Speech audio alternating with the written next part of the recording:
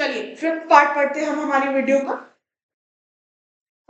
What does the phrase consensus ad idem means? क्या मतलब है इसका? बहुत बार पूछा जाता है ये। Meeting of minds upon same thing in the same sense.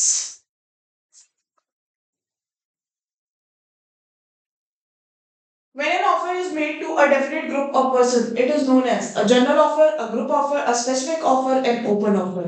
हम लोग ऑलरेडी ये चीज डिस्कस कर चुके हैं। ये है हमारा specific offer. When a contract is made without consideration, the contract is void, voidable, illegal, valid.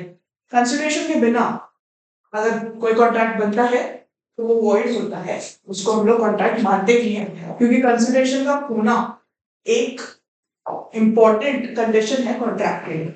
What is the status of an agreement? By way of wager. Wager यानी कि betting, सट्टा। Voidable है, express है, wagering है, void contract है। क्या है ये? void contract है। Section 30 आपका wager contracts की बात करता है, जिसके अंदर उसको void डिक्लेयर करता है। Question 45 does not provide for any legal remedy. कौन से एग्रीमेंट के लिए कोई लीगल रेमेडी नहीं है? अनएनफोर्सेबल के लिए है, अभी बताया था मैंने, रेमेडी तो निकल ही जाती है, एक टेक्निकलिटी तो होती है, उसको ठीक कर लीजिए। वॉइड के लिए है कि भैया कंपनसेशन मिलेगा सामने वाली पार्टी को अगर मान लेगी पार्टी तो। वैलिड कॉन्ट्रैक्ट के लिए तो है ही लीगल रेमेडी। इनलीगल एग्रीमेंट्स है जिनके लिए कोई लीगल रेमेडी नहीं होती, क्योंकि ये बने ही एक इलीगल एस्पेक्ट के ऊपर बने होते हैं कि भैया हम किसी को कह दे दैट मैं तेरे को एक प्रॉपर्टी, मैं अपनी प्रॉपर्टी तेरे नाम कर दूंगा अगर तू सामने वाले का या सी का मर्डर कर दे। अब ये इलीगल ऑब्जेक्ट है, कंसिडरेशन इसका जो सामने से आ रहा है वो इलीगल है, इसके लिए हमें कोई लीगल रेमेडी नहीं मिलेगी। Next, is a contract made by spoken words a valid contract? Spoken word से अगर एक कॉन्ट्रैक्ट बनता है तो क्या वो एक वैलिड कॉन्ट्रैक्ट है?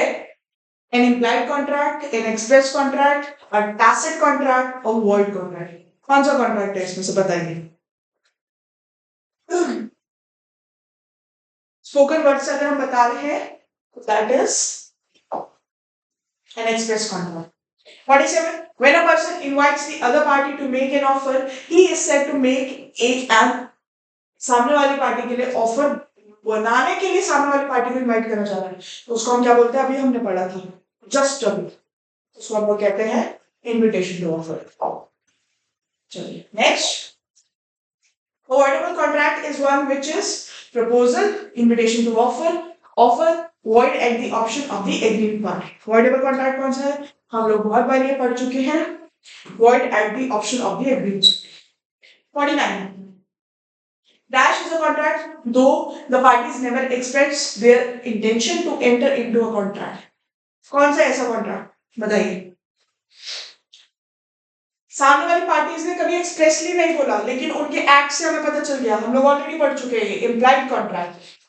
Last question, the contract under seal is one which derives its binding force from। ये कंसेप्ट आपको समझना बहुत जरूरी है, इसको एक बार समझा देते हैं। इसका करेक्ट आंसर है द फॉर्म इटसेल्फ। क्या बात कर रहे हैं? ज्यादातर बच्चे यहाँ पे लॉ मार्क करेंगे, बट लॉ यहाँ पे आंसर क्यों नहीं है?